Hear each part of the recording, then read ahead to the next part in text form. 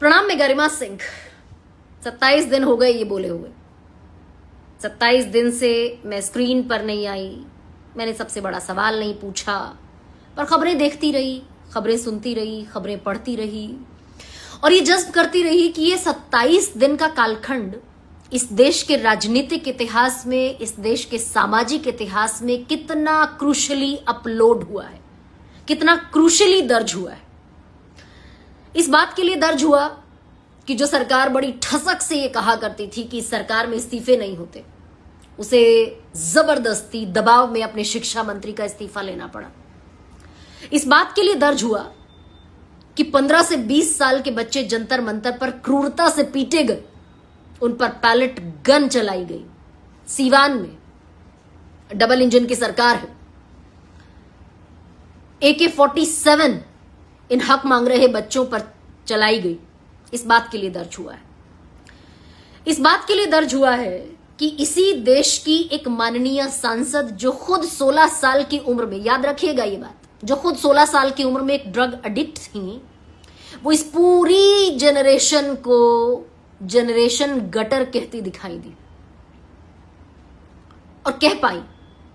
इस बात के लिए भी दर्ज होगा कि 15 साल की बच्ची जिसने जंतर मंतर के प्रोटेस्ट में देश के प्रधानमंत्री को गाली दी थी, उसे पूरा इकोसिस्टम लगाकर, पूरा तंत्र लगाकर तलाशा गया। वो बच्ची कैमरे के सामने खड़े होकर माफी मांगती दिखाई दी, नजरें चुराती हुई। इस हद तक अपराध बोध उसके दिमाग में, उसके मन में भरा गया। 15 साल की बच्ची किस लिए? देश के प्रधानमंत्री को गाली दी थी। इस देश का हर दूसरा पुरुष तेरी मां की, तेरी बहन की, मादर डैश, बहन डैश, हर गली नुक्कड़ चौराहे मोड़ पर कहता हुआ दिख जाएगा। कितनी FIR दर्ज होती इस बात के। गरिमा सिंह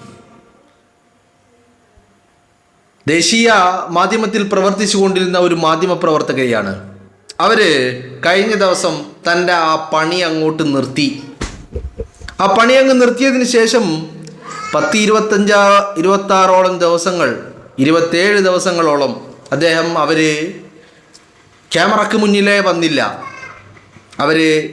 ന്യൂസ് അവതാരകയായിരുന്നു, മാധ്യമ പ്രവർത്തകയായിരുന്നു, ഒരു പ്രമുഖ ദേശീയ മാധ്യമത്തിലെ. അവിടെ നിന്ന് രാജിവെച്ച് വീട്ടിലിരിക്കുകയാണ് ഇപ്പോൾ കഴിഞ്ഞ ദിവസം തൻ്റെ മൗനം വെടിഞ്ഞുകൊണ്ട് അവർ സോഷ്യൽ മീഡിയയിലൂടെ പങ്കുവെച്ച ഒരു വീഡിയോയുടെ അല്പഭാഗം മാത്രമാണ് നിങ്ങൾ കണ്ടത്. രാജ്യത്ത് ചോദ്യങ്ങൾ ചോദിക്കുവാനുള്ള സാഹചര്യം നഷ്ടപ്പെട്ടിരിക്കുന്നു. എല്ലാ അർത്ഥത്തിലും അടിമപ്പെടേണ്ട ഒരു ഘട്ടത്തിലേക്ക് കാര്യങ്ങൾ നീങ്ങിക്കൊണ്ടിരിക്കുന്നു. അതുകൊണ്ട് അടിമയാകാൻ താല്പര്യമില്ല. നട്ടെല്ല് നിവർത്തി ചോദ്യങ്ങൾ ചോദിക്കാൻ സാധിക്കുന്നില്ലെങ്കിൽ ഈ പണി വേണ്ടെന്ന് വെക്കുന്നതാണ് നല്ലത് എന്നുള്ളതാണ് അവരുടെ ഭാഷ്യമെന്ന് പറയുന്നത്. വളരെ വളരെ ചിന്തിക്കേണ്ട, അതിനൊക്കെ അപ്പുറം രാജ്യം പോയിക്കൊണ്ടിരിക്കുന്ന ഒരു വലിയ അപകടത്തിലൂടെയാണ് രാജ്യം പോയിക്കൊണ്ടിരിക്കുന്നത്, അല്ലേ? അപ്പോൾ അവരുടെ സംസാരത്തിൽ ജന്തർ മന്ദറിൽ വിദ്യാർത്ഥികൾ നടത്തിയ പ്രക്ഷോഭത്തെക്കുറിച്ച് പറയുന്നുണ്ട്, വിദ്യാർത്ഥികൾക്ക് നേരെ നടത്തിയ പെല്ലറ്റ് അക്രമത്തെക്കുറിച്ച് പറയുന്നുണ്ട്, വിദ്യാർത്ഥികളെ ക്രൂരമായി മർദ്ദിച്ചതിനെക്കുറിച്ച് പറയുന്നുണ്ട്, വിദ്യാർത്ഥികൾക്ക് നേരെ ബീഹാറിൽ AK-47 ഉപയോഗിച്ചതിനെക്കുറിച്ച് പറയുന്നുണ്ട്. അതിനേക്കാളൊക്കെ ഉപരി കങ്കണ റണൌട്ടിൻ്റെ ഗട്ടർ പരാമർശത്തെക്കുറിച്ച് പറയുന്നുണ്ട്. കങ്കണ റണൌട്ടിൻ്റെ പാസ്റ്റ് വലിച്ചു കീറി രാജ്യത്ത് മുന്നിൽ വെക്കുന്നുണ്ട്. ഇതൊക്കെ ചെയ്യുന്നുണ്ട്. ഇപ്പോൾ കഴിഞ്ഞ ദിവസമാണ് 15 വയസ്സുകാരിയുടെ വീട്ടിൽ ഗുണ്ടകൾ അതിക്രമിച്ച് കയറിയിട്ട് ആ ഗുണ്ടകൾ ഈ പറയുന്ന 15 വയസ്സുകാരിയെ കൊണ്ട് മാപ്പ് പറയിപ്പിച്ച്, ഭീഷണിപ്പെടുത്തി മാപ്പ് പറയിപ്പിച്ചിട്ട് ആ വീഡിയോ പൊതുവെ പുറത്തിറക്കിയത്. അപ്പോൾ നമ്മളിതൊക്കെ കണ്ടുകൊണ്ടിരിക്കുമ്പോൾ രാജ്യത്തെ ഗോഡി മീഡിയ ഈ കാര്യങ്ങൾ ഒരു വാക്ക് പോലും മിണ്ടുന്നില്ല എന്ന് മാത്രമല്ല, വിദ്യാർത്ഥികൾക്ക് നേരെ വലിയ രീതിയിലുള്ള വേട്ടയാണ് ഒരു ഭാഗത്ത് ഡൽഹി പോലീസ്, മറുഭാഗത്ത് ഈ പറയുന്ന ഗോഡി മീഡിയ.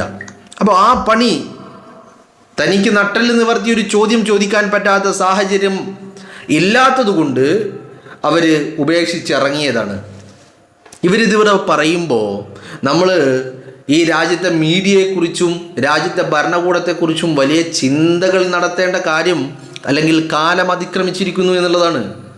രാജ്യത്ത് പ്രവർത്തിച്ചു കൊണ്ടിരിക്കുന്ന ന്യൂസ് ചാനലുകളിൽ 27 എണ്ണം കോർപ്പറേറ്റ് മുതലാളിയായിട്ടുള്ള അദാനിയുടെ കൈവശമാണ് ഇരിക്കുന്നത്. 27 ന്യൂസ് ചാനലുകൾ, 27 ചാനലുകൾ. ഇനി അംബാനിയുടെ ഉടമസ്ഥതയിൽ, ഇനി അദാനിയുടെ ഉടമസ്ഥതയിലോ, അദാനിയുടെ ഉടമസ്ഥതയിൽ 16 ചാനലുകളും രാജ്യത്ത് പ്രവർത്തിച്ചു കൊണ്ടിരിക്കുന്നു. അപ്പോൾ ഈ പറയുന്ന മാധ്യമങ്ങളിലൂടെ നമ്മളെല്ലാവരും കാണുന്നത് വാർത്തയാണെന്ന് തെറ്റിദ്ധരിക്കരുത്. നമ്മൾ കാണുന്നത് യഥാർത്ഥ മാധ്യമ പ്രവർത്തനമാണെന്ന് നമ്മൾ തെറ്റിദ്ധരിക്കരുത്. നമ്മളെല്ലാവരും വാർത്താ ചാനലുകളിലൂടെ കണ്ടുകൊണ്ടിരിക്കുന്ന ബൈറ്റ്, ക്ലിപ്പ് എന്തുമാവട്ടെ, ഇതൊക്കെ രാജ്യത്ത് നടക്കുന്ന വാർത്തകളാണെന്ന് ആരെങ്കിലും തെറ്റിദ്ധരിച്ചിട്ടുണ്ടെങ്കിൽ ആ തെറ്റിദ്ധാരണ അങ്ങോട്ട് മാറ്റി വെക്കാനുള്ള സമയം അതിക്രമിച്ചിരിക്കുന്നു. മനസ്സിലായില്ലേ? എന്തുകൊണ്ടാണ് രാജ്യത്തെ കോർപ്പറേറ്റുകൾക്ക് വാരിക്കോരി കേന്ദ്ര ഗവൺമെൻറ് ഇങ്ങനെ നൽകിക്കൊണ്ടിരിക്കുന്നത്? കാരണം ഗവൺമെൻറ്റിനെ സംബന്ധിച്ചിടത്തോളം കയ്യിൽ പണമുണ്ട്, ഒന്ന്. രണ്ടാമത്തത് അധികാരമുണ്ട്.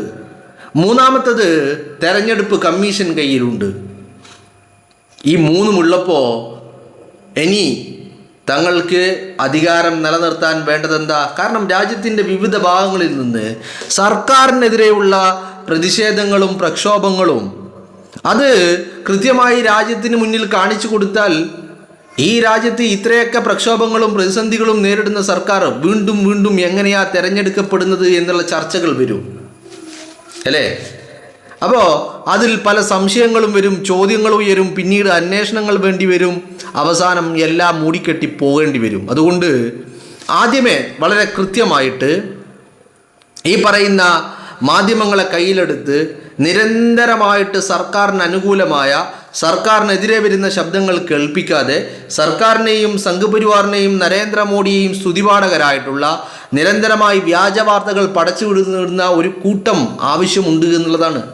അപ്പം അതുകൊണ്ട് തന്നെയാണ് ഇപ്പം നിങ്ങൾ നോക്കി നോക്കൂ, നരേന്ദ്രമോദി അധികാരത്തിലേറിയതിൽ പിന്നെ അംബാനിയുടെയും അദാനിയുടെയും കൈകളിലേക്ക് വന്ന പൊതുമേഖലാ സ്ഥാപനങ്ങളും ഇവരുടെ ആസ്തികളിലുണ്ടായ വർധനവും ഇവരുടെ ബിസിനസ്സുകളിലുണ്ടായ വളർച്ചയും ഒക്കെ രാജ്യത്തെ ഗവൺമെൻറ്റിൻ്റെ കൂടി എല്ലാ പിന്തുണയോടും കൂടിയാണ് എന്നുള്ളതാണ്.